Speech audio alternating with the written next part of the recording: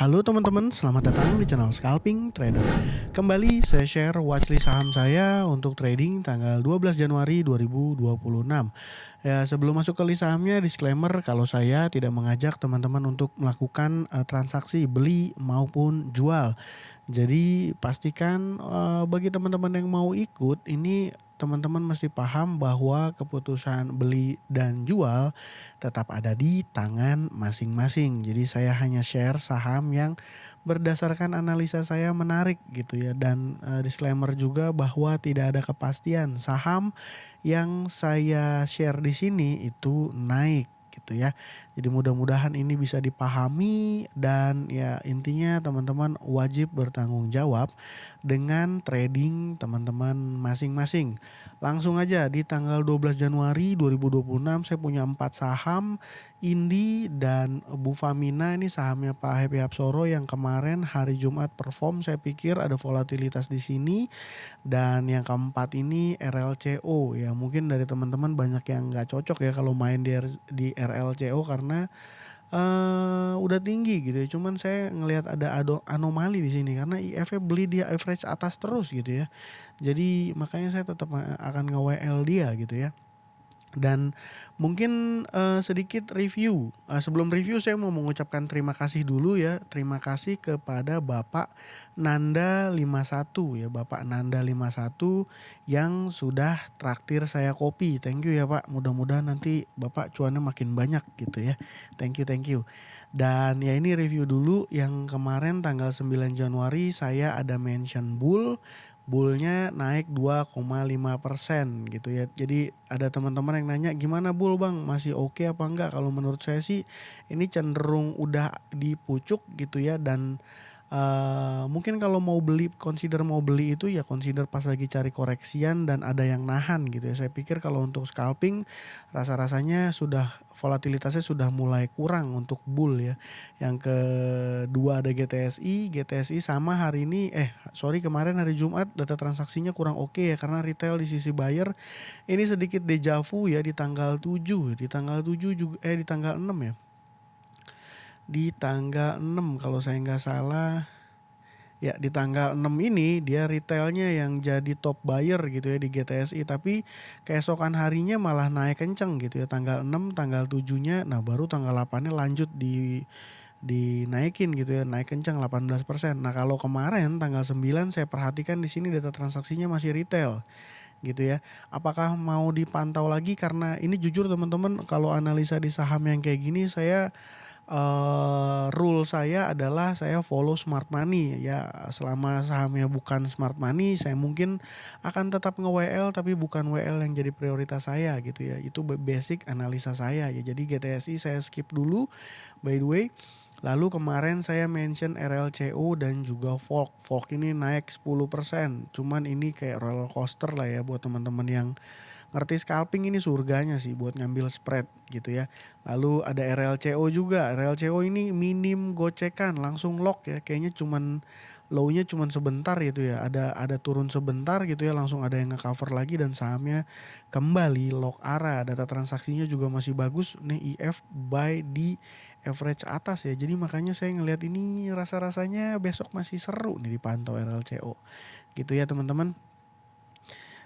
Seperti gitu, dan untuk besok saya punya Indi. Jadi Indi ini by the way adalah saham yang sudah saya mention di teman-teman yang join di YouTube membership kemarin. Kalau teman-teman nonton konten saya ya harusnya lihat tahu ya bahwa ini Indi saya mention untuk swing pendek. Waktu itu saya bilang stop lossnya di 2400, jadi buy-nya di area-area saat ini waktu di 4 hari yang lalu.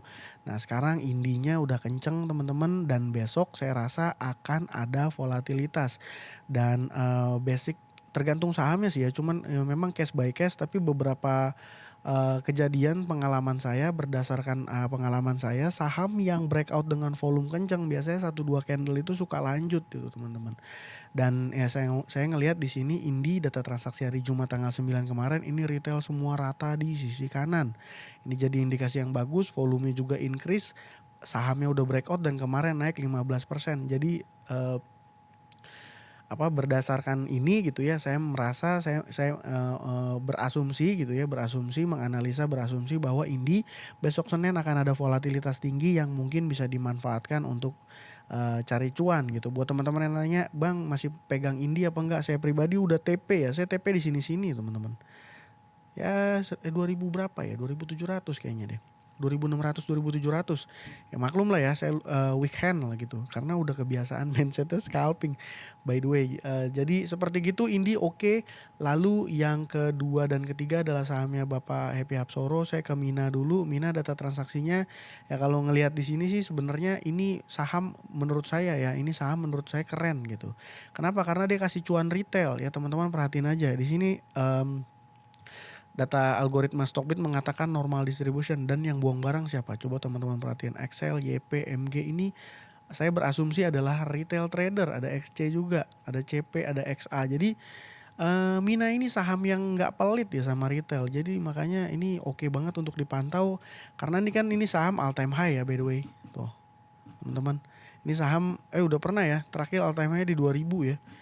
Cuma saya ngelihat di sini dari mulai Desember sampai Januari ini saham perform gitu ya, data transaksinya, dan dia kasih cuan ke retail gitu. Jadi memang sahamnya baik ya indikasinya. Dia punya kenaikan 18%. Jadi saya pikir volume yang terjadi juga ramai gitu ya, volume yang terjadi besar. Jadi itu alasan saya untuk nge-watchlist Mina ya, Mina. Seperti gitu. Dan juga sebenarnya saham grupnya dia nih oke. Satu lagi saya lihat Raja nih, pasca dividen ex-date-nya dividen dia masih dilanjutin naik loh. Saya pikir bakal koreksi ke area-area resi sebelumnya ya, ke area 7.000 gitu. Ternyata dilanjutin ke 8.100. Emang ngeri nih saham nih. Cuman kalau ngelihat ini saham udah naik, posisinya di pucuk, volumenya udah mulai turun ya. Jadi ini volumenya udah mulai turun, sahamnya udah naik. Jadi ya indikasinya kurang begitu, mungkin bisa naik gitu, cuman sama saya nggak begitu cocok lagi. Saya lebih prefer nge-watchlist Mina, volumenya increase gitu ya, retail dikasih cuan, sahamnya juga mau all time high ya. Sebenarnya udah pernah nih Mina nih 2000, wow tahun berapa nih, 2019. Udah lama ya, di zaman-zaman masa kejayaannya. Ya gitu, Mina saya watchlist. Lalu ada Bufa juga saya watchlist. Kenapa? Ini sama, retailnya keluar, retailnya dikasih cuan di Bufa juga ya. Ini saham kalau seandainya di hold dari mulai ya kuartal keempat lah ya, bulan September, Oktober ya. Kalau di saham di hold luar biasa banget ya gainnya. 500%. Ya mungkin teman-teman kalau compare sama RLCO ya menang RLCO gitu ribuan persen. Cuman kalau RLCO-nya cuma punya satu lot kan ya berapa gitu. Ya, Bufa masih CWL, ini posisi breakout-nya di sini. Jadi dia ada indikasi-indikasi mau break nih di sini. Ya, mungkin 1.700 akan di reach besok, volumenya increase, data transaksinya juga menurut saya cenderung oke, retail dikasih cuan, dikasih exit cuan gitu ya. Jadi mau breakout ya mungkin akan ada volatilitas di saham Bufa. Dia kemarin naik 15%. Di saham kayak gini kan keren ya. Dia tidak membuat lower low. Salah satu saham kriteria yang menurut saya menarik gitu ya. Lalu yang terakhir saya punya RLCU ya. RLCO data transaksinya ini nggak usah terlalu banyak saya bahas lah ya RLCO ya. Ini kan saham udah berapa persen naiknya. Ini saham luar biasa sih si market makernya. Menurut saya market makernya keren banget lah. Dia nyerap semua barang di pooling ya. Ini saya pikir di pooling udah cenderung kering. Kayaknya kemarin yang ikut pooling itu kurang lebih 1 juta lot doang ya yang ikut pooling ya. Tapi saya ini akan butuh waktu kalau ngebahas detail mengenai inventorinya si RLCO. By the way, saya dari sini aja teman-teman harusnya udah bisa berasumsi ya bahwa RLCO ini diserap barang dari retailnya ya. Barang dari retailnya diserap sama IF. Dan siapa sih IF? IF itu adalah underwriternya ya, Samuel Sekuritas. Tuh ya. Tuh. Jadi IF nih yang punya plan gimana nih. Kalau saya pribadi sebagai market maker, saya nggak mungkin mau akumulasi di harga atas. Jadi mungkin buy logic nih ya, buy logic kalau dia beli di pucuk ya berarti itu pucuk itu bukan pucuk gitu ya. Atau dia punya planning lain kah apa gitu, rencana lain, saya begitu ngerti, tapi karena ngelihat data transaksi seperti gini, saya sih pasti akan nge-watchlist nih saham RLCO. Dia kering, makanya bid offer-nya pasti tipis-tipis nanti kalau seandainya besok Senin dia nggak open, pasti bid offer-nya tipis-tipis karena memang kering barangnya di market ya teman-teman.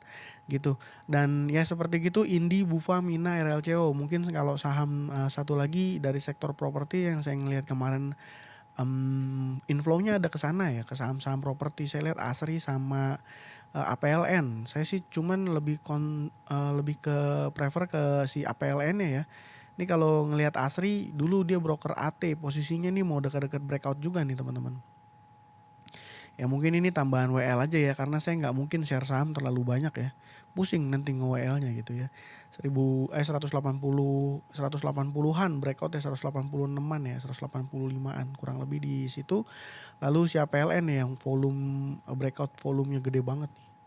Nah, kalau kayak gini cakep banget sih sebenarnya teman-teman.